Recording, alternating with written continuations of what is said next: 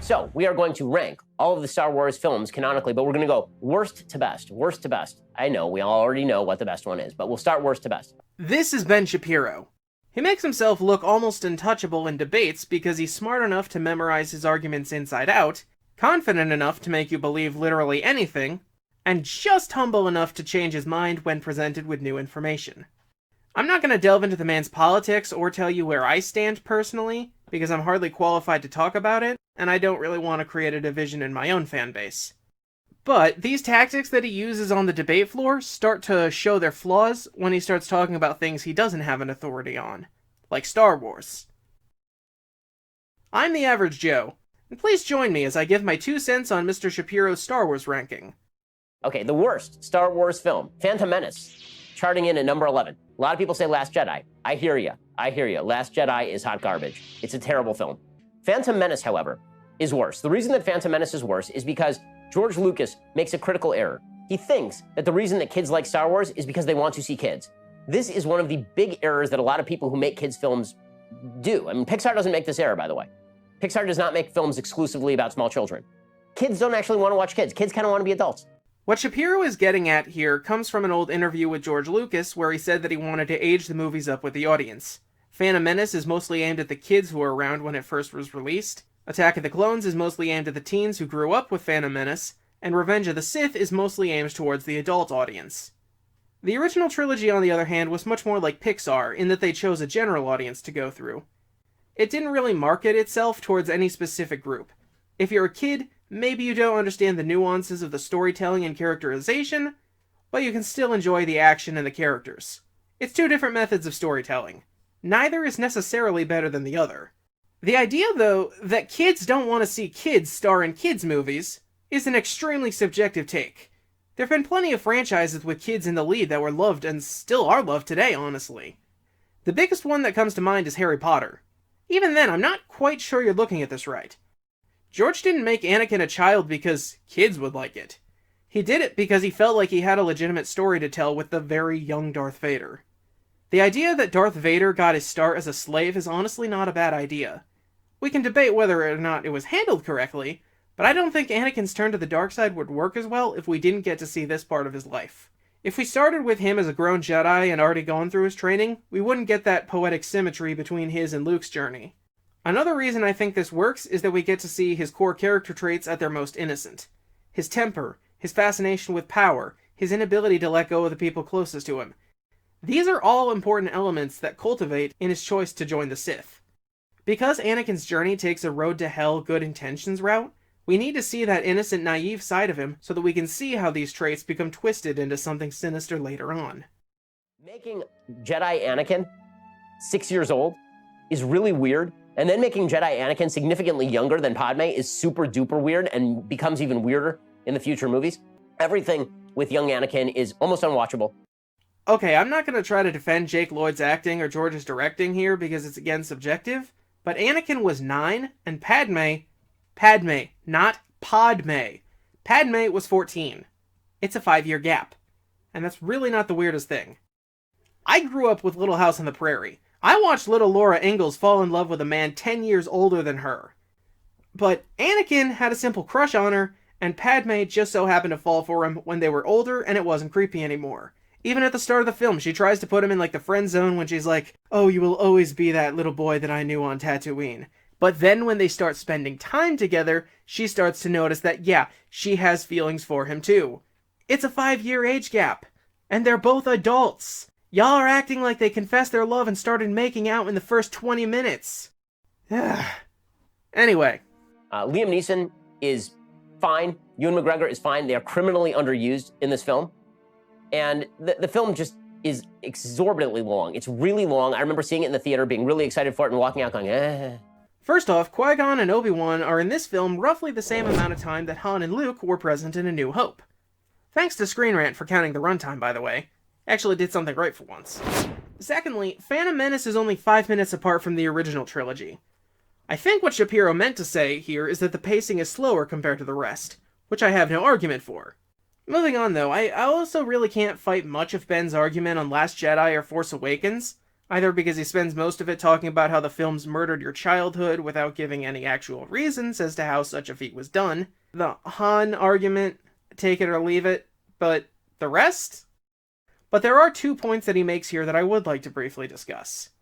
There could have been a moment where the film could have gotten good, right? There's a moment where Rey and Kylo look like they're going to team up, and then it's going to radically change the history of Star Wars, that suddenly the dark side and the light side are fighting on the same side, and all of a sudden the universe changes radically. And then Rian Johnson, because he's an idiot, he has them separate off again. How exactly would you have handled this idea? If you make them run away and work together, there's only 2 possible outcomes. They spend all of 9 just either learning to go back to the light or go further into the dark. Both of these ideas have been done. A perfect ideological balance is much harder to do with only 2 hours to pull it off. Like, are Rey and Ben just gonna sit down, look at Jedi and Sith philosophies, and just talk about which parts they want to keep for 20 minutes? I'm sure somebody will have a good time with it, but the more casual fans are gonna get bored very quickly.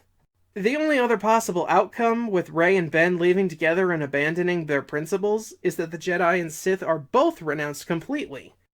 Just renouncing the Jedi completely undermines the point of the first 6 films.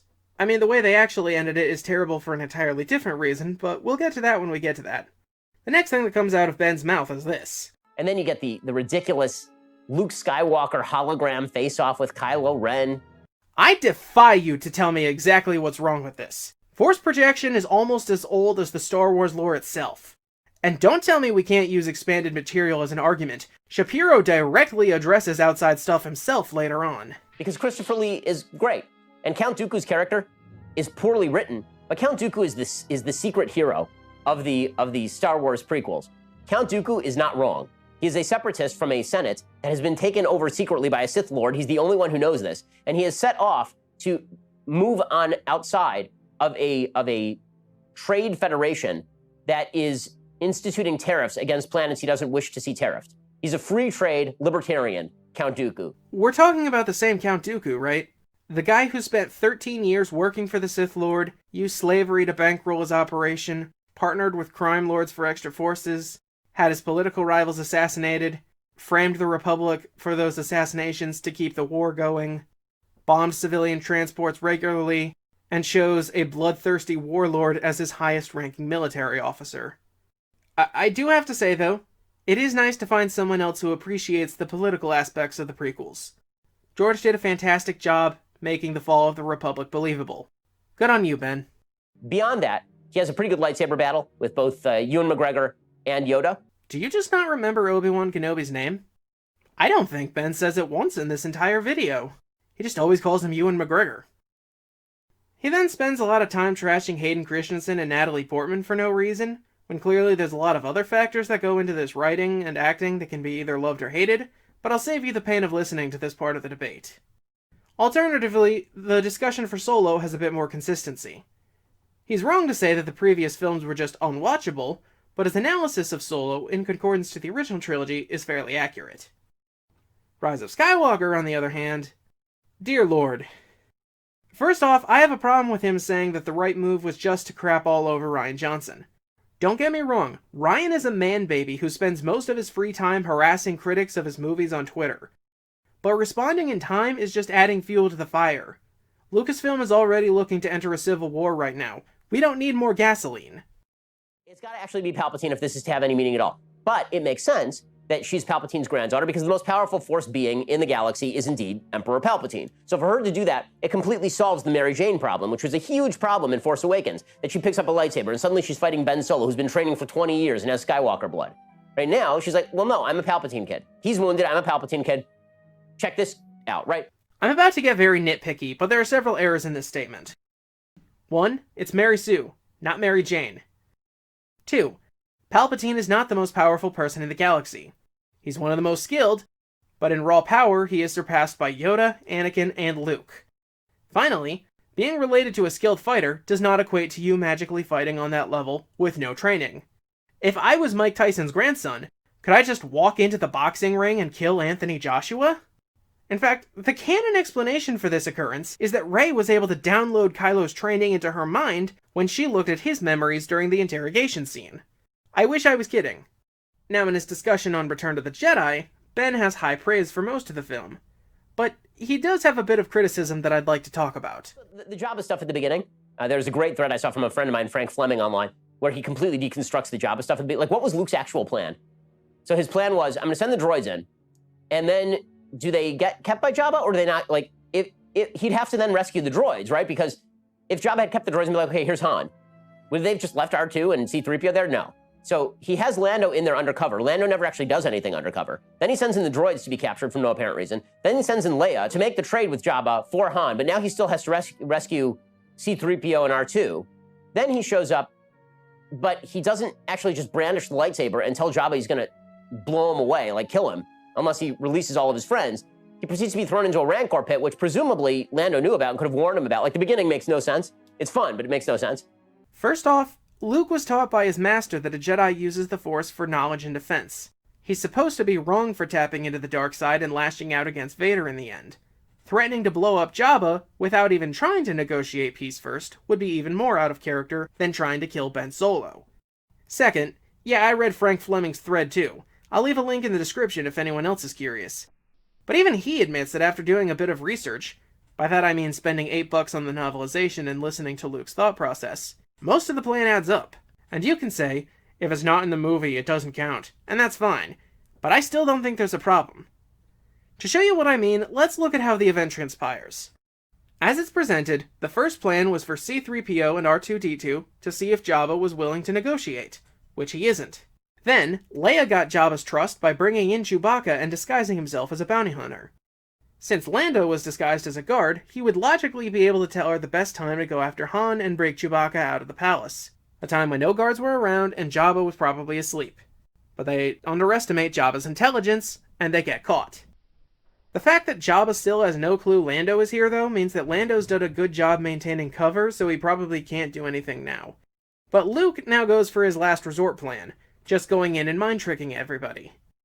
Nobody told him that certain species and people were now resistant, just that it always worked on the weak-minded. By the way, thanks a lot for that, Obi-Wan. The man even knows how to mind-control animals and turn a Rancor into a riding mound, and he never once felt this could be critical information for the galaxy's last hope to do. But anyway, the plan presumably falls apart after the Rancor debacle, but Luke is able to take control of the situation again when he takes the lightsaber he stashed in R2. Of course, the novelization expands on this and tells us Luke had a whole other aspect of his plan that makes him a bit more conniving, kind of like a 4D chess player, but Frank went over that in his thread. Let's move on. Revenge of the Sith is number 4.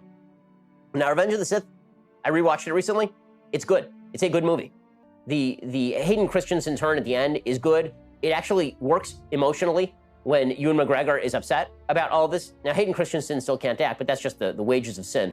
The big flaw in Revenge of the Sith is that the sort of rationale for why Darth Vader becomes Darth Vader doesn't really work too well, because the question becomes why he still works for the Emperor afterward, right? Because he apparently falls to the dark side because he wants the power to be able to save Padme.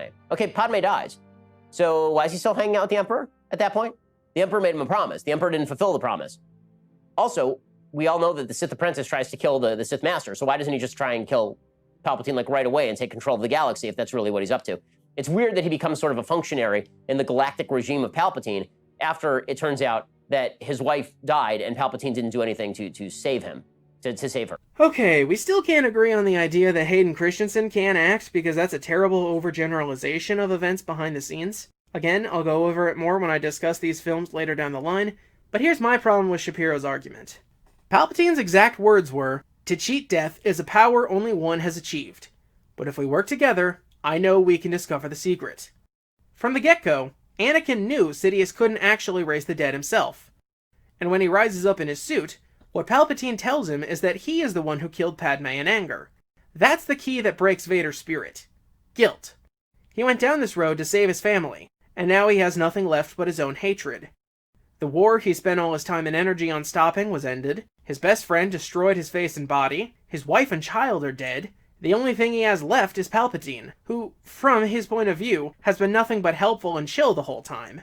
Sure, he talked about overthrowing him when he had that first taste of the dark side egging on his ambition, But what purpose would it serve now? The galaxy has finally achieved that state of peace Palpatine promised all those years ago, and even later in life when Vader's had the time to think about it and he does want to kill Palpatine, he knows he can't do it alone because of his injuries on Mustafar.